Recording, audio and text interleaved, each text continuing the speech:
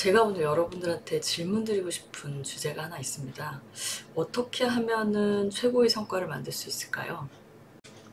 참고도서는요, 최고의 팀은 무엇이 다른가 이 책에서 에피소드가 하나 있습니다. 그 에피소드를 보면서 우리가 조직을 경영하는 우리의 모습을 한번 성찰해 볼 필요가 있을 것 같아요. 에피소드는 이겁니다. 사람들한테 과제물을 던져줬어요. 과제물을 던져주고 높은 탑을 쌓으라고 과제를 줬죠. 대상자는 건축가 그룹, 그 다음에 경영대학원생, 그리고 변호사 그룹, 유치원생 등등 어떤 특정한 그룹군을 모아서 이 과제를 수행하도록 과제를 제시했습니다. 여러분들이 봤을 때는 뭐 그게 이제 굉장히 그냥 뭐 단순해요. 뭐 스파게티 몇 봉지 주고 뭐 마시멜로 주고 뭐 주고 탑 쌓으세요. 가장 높게 쌓으세요. 뭐 이런 종류의 과제였습니다. 되게 단순하기 때문에 높은 탑을 쉽게 쌓을 수 있을 거라고 생각을 하죠. 여러분들이 봤을 땐 누가 가장 높게 쌓았을 것 같으세요? 변호사 그룹? 아니면 뭐 의사 그룹? 아니면 뭐 경영대학원생 그룹? 아니면 유치원생 그룹? 누가 가장 높게 쌓았을 것 같으신가요? 정답은 말이죠. 유치원생 그룹이었습니다. 왜 그랬을까요? 결과 차이가 얼마나 났냐면요. 이 실험은 원래 피터 스킬먼이라는 사람이 한 실험이에요. 근데 유치원생들은 평균 그 탑쌓기의 높이가 66cm의 높이의 탑을 쌓았다라고 하더라고요. 변호사 그룹의 한 1.5배, 그 다음에 경영대학원생의 한 3배 정도 높은 높이에요. 경영대학원생은 도대체 몇 cm짜리를 쌓았다는 소리일까요? 한 22cm인가요? 놀랍지 않습니까? 되게 많은 차이가 있죠. 근데 이런 일이 왜 일어나는 걸까? 오히려 그 아이들은 더 덜 배웠고, 그리고 덜 전략적일 것 같잖아요. 근데 왜 그랬을까라는 생각을 하게 되지 않을까요? 저는 그냥 추측컨대 순수했기 때문이 아닐까? 이런 생각을 했습니다. 왜 그랬는지, 무엇 때문에 그랬는지 이 책에서 인포메이션을 주고 있는데요. 조직 안에서 어떤 영향을 미치는 부분들이 결과론적으로 굉장한 직접적인 결과를 만들었다라고 얘기를 했는데, 그게 뭐였냐면 소통 방식이다라고 얘기를 했어요. 소통 방식. 어떻게 소통을 하고 있었냐라는 부분들에 대해서 한번 좀 이야기를 해보죠. 그럼 단순하게 그냥 소통 방식, 우리가 말하는 방식 그것이었을까요? 여기 조금 더 분석을 했는데 어떻게 분석을 했냐면, 유치원생들하고는 달리 다른 그룹의 집단들은 서로 이렇게 잘 돕는 것처럼 또는 소통을 되게 잘 하는 것처럼 보였지만, 실제로는 심리학에서 말하는 지위관리에 몰두하고 있었다라는 표현을 썼어요. 지위관리를 뭐라고 표현했냐면 영어로 스테이터스 매니지먼트 이렇게 표현을 하는데요. 실제로 탑 쌓는 게 목적이 아니라 지위관리가 목적이었다는 거죠. 그럼 이 지위관리라는 거는 뭘 했는가, 그들이 무엇을 하고 있었는가, 이 말의 의미는 무엇일까에 대해서 이야기를 나누고 있는데, 한번 들어보고 우리 조직은 어떤지 한번 되짚어보면 어떨까요? 성찰할 수 있는 기회가 되지 않을까 싶습니다. 자기 자신의 역할과 자리를 찾는 일에 집중을 하더라는 거예요. 내가 하는 역할이 뭐고 내가 어떤 위치에 있어야 되는지에 대해서 집중하는 거, 그 다음에 책임을 맡을 사람이 누구인지에 대해서 집중하는 거, 그 다음에 저 사람의 아이디어를 비난해도 될까? 이런 부분들에 대해서 집중하는 거, 그 다음에 어떤 규칙을 내가 따라야 하지? 이런 생각들을 하는 거, 이런 생각들로 머릿속이 굉장히 가득 차 있었고, 게다가 원만한 의사소통이 이렇게 이루어지는 것 같은 겉모습하고는 달리 자세하게 그들의 행동과 그들의 어떤 태도들에 대한 부분들을 영상, 비디오로 자세히 관찰해 본 결과 행동이 상당히 비효율적이었다는 거죠. 그러니까 목적이 다른 거예요. 목적이 탑을 높게 쌓는 게 목적이 아니라 그 안에서 자기의 위치와 자기의 포지션, 뭐 그 다음에 자기의 역할, 자기의 역량을 드러내는 거에 집중을 했다는 거죠. 그러다 보니까 비효율적으로 보이는 거죠. 왜냐하면 탑쌓기가 목적이 아니라 그게 목적이었으니까 말이죠. 그래서 망설임이라든지 또는 비생산적인 경쟁 같은 것들이 굉장히 점철되어 있었고, 해야 할 일들에 되게 집중을 하는 것 대신에 불확실한 부분들을 찾아가지고 그런 부분들을 이렇게 헤매고 있었고요. 그리고 자신의 지위를 지키는데 또 시간이나 노력을 투자를 하더라는 거예요. 정작 문제의 본질을 보지 못했던 거죠. 그래서 실패하거나 시간에 쫓겼던 것이었어요. 이런 것들을 좀 자세히 좀 들여다보면 우리 조직도 과연 그러지 않을까?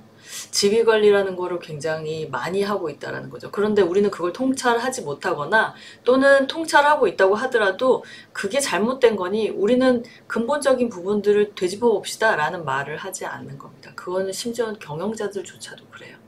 지휘관리를 하다 보면 경영자한테 잘 보여야 되잖아요. 탑 매니저한테 굉장히 잘해야 된단 말입니다.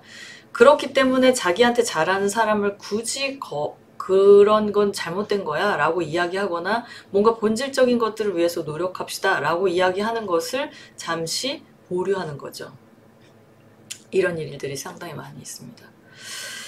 여기서 우리는 무엇을 성찰해 볼 수 있다는 생각이 드냐면, 여러분들의 조직, 내가 속한 조직들도 이런 현상이 있는지 생각해 볼 필요가 있습니다. 실제로 굉장히 많이 있을 거예요.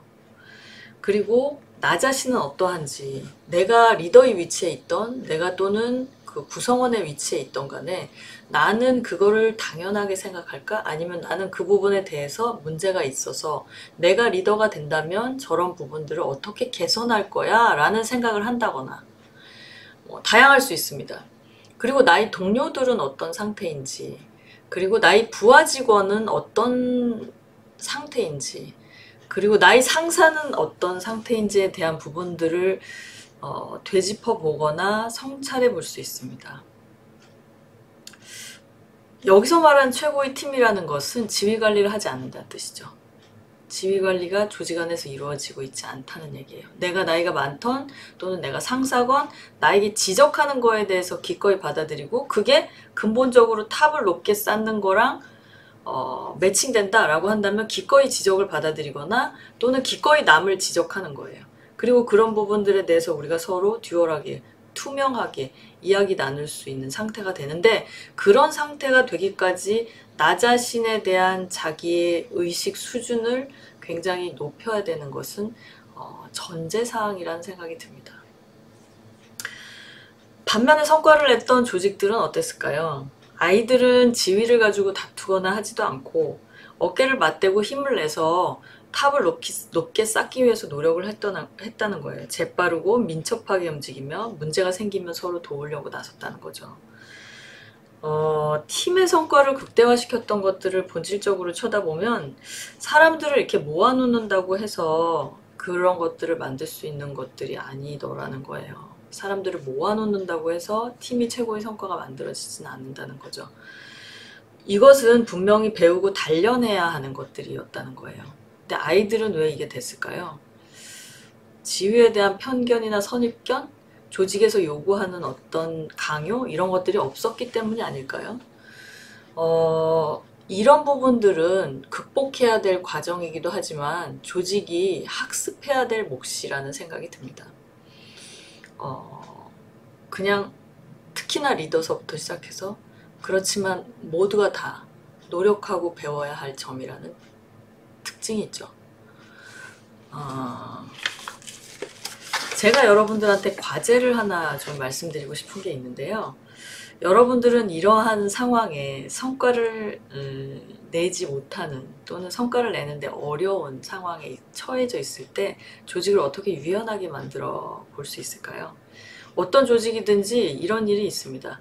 뭔가를 해보려고 아이디어를 내요. 그러면 윗사람이 그게 되겠어? 라고 얘기를 하면 그냥 포기해버리는 거죠. 또는 윗사람이 이런 걸 해봐 라고 얘기했을 때 그건 현실적으로 이러이러한 맹점이 있고요. 만약에 그걸 진행을 하려면 이러이러한 부분들을 개선할 필요가 있습니다 라고 자연스럽게 그 다음에 당당하게 얘기할 수 있을까요? 이런 문제들을 어떻게 해결해야 될지가 사실 리더들이 가져야 할 숙제라는 생각이 듭니다. 리더들은 실질적으로 과업 그 자체를 한다기보다는요, 그 과업을 통해서 성과를 만들어낼 수 있는 조직 문화와 조직을 운영하는 원리를 깨달아야 한다는 거죠. 그게 리더가 해야 될 역할이 아닐까. 근데 우리는 리더십 교육 뭐 이런 것들을 보면 실제로는 그런 부분들에 대해서, 즉 사람과 조직을 운영하는 부분들에 대해서, 그리고 사람과 조직과 그 사람들이 구성하면서 나타나는 그 심리 현상을 이해하고 통찰하는 것, 이게 굉장히 중요한 부분이라는 것을 간과하거나 또는 그 역량이 부족한 경우들이 너무나도 많습니다. 그래서 이 책에서는 사실 세 가지 솔루션을 제시하고 있어요. 그게 되게 추상적으로 느껴지긴 하지만 그래도 저는 짚어드리고 싶습니다. 제가 생각했을 때 이러한 조직 문화를 개선하기 위해서는 우선은 톱 리더가 의식 수준이 높아야 된다는 생각이 들고요. 구성원들의 의식 수준을 높여주는 과정이 반드시 필요하다는 생각이 들어요. 그걸 이제 우리는 인문과학 또는 마음 공부 뭐 이렇게 표현하긴 하는데, 조직 안에서도 반드시 개인들의 의식의 성장이 조직의 성장을 수반할 수밖에 없다라고 하는 부분들을 인식해야만 합니다. 그냥 매출을 올려, 그다음에 마케팅을 해 라는 것만으로는 성과를 만들 수 없다는 거죠. 조직원들 한 사람 한 사람의 의식 수준이 높아서 성과를 만들 수 있는 조직의 운영 모델이 이루어졌을 때만이 조직이 굉장히 바람직한 성과와 지속적인 성과, 최고의 성과를 만들어낼 수 있다는 거죠. 그러니까 전제 조건에 대한 부분들을 우리는 다른 데서 찾고 있는 거예요. 마케팅을 하겠다고 하고 거기에다 돈을 쓰고 막 이러죠. 여기서 세 가지 솔루션을 제시하고 있는데요. 저는 그냥 라이트하게만 얘기를 해드릴게요. 나중에 이 스토리에 이걸 어떻게 극복했는지에 대한 스토리 이야기들은 아마도 심도 깊게 전개를 해줘야 될 것 같습니다. 세 가지 솔루션 중에 그 첫 번째는 뭐냐면, 사람들로 하여금 연결되어 있다라고 하는 정서를 만들어야 된다라고 하더라고요. 이것도 형이상학적이기 때문에 그걸 어떻게 만들어야지 라고 하는 부분들은 쉽지 않을 수 있습니다. 그렇지만 그거는 그 조직에 맞게, 그 조직에 적합하게 뭔가 이렇게 구체화를 시켜야 되겠죠. 그 다음에 두 번째는 취약성에 대한 노출입니다. 나도 약점이 있는 사람이고 당신도 부족한 점이 있는 사람입니다. 그러니 우리는 그런 부분들을 노출하는 거에 대해서 두려워하지 말고 솔직하게 이야기합시다 라는 것들을 그냥 우리의 보편적인 문화로 만드는 거예요. 그러려면 최고 경영자가 모범이 되어야겠죠. 그냥 밑에 사람들한테 네가 잘못했어, 네가 부족해 라는 것들을 요구한다기보단, 나도 부족한 사람이니 우리 서로의 부족한 부분들을 오픈을 해서 발전합시다 라고 제안하는 것이 훨씬 더, 그것이 현실적으로 가능해질 수 있는 거죠. 그 다음에 세 번째는 단순하고 호소력이 있는 말을 갖고 있어야 된다라고 얘기하고 있어요. 그러니까 이렇게 조직 문화를 사람들이 스테이터스 매니지먼트를 하지 않고 지위 관리를 하지 않고 자연스럽게 성과로 만들어내게 하기 위해서는 우리는 우리의 원칙은 이거야 라고 하는 슬로건 같은 것들을 만들어서 사람들이 그거를 지키지 않을 때 그 슬로건을 내밀면서 사람들이 지키게끔 유도할 수 있는 방법이 있을 수 있다라는 생각이 들어요. 이것도 실천하기 위해선 굉장히 유용한 방법이 아닐까. 그 슬로건이 우리 조직에 맞게 사람들이 좀 인지가 쉽도록 만들어주는 거죠. 오늘은 여기까지 말씀드리고요. 최고의 성과를 내는 조직을 만드는 것, 어렵지만 불가능한 일이 아닙니다. 그리고 그것을 한번 만들어 놓으면요, 굳이 노력하지 않아도 이 문화라고 하는 것은 자동 오토매틱 시스템을 가지고 있다는 생각이 들어요. 뭔가 굳이 뭔가 에너지를 투자하지 않아도 문화로 인해서 자연스럽게 흘러져 가는 것. 그래서 모든 사람들이 그렇게 행동할 수 있도록 되어지는 것. 그것이 바로 문화가 가지고 있는 강력한 힘이 아닐까, 그런 생각이 듭니다. 오늘은 여기까지 말씀드리겠습니다. 감사합니다.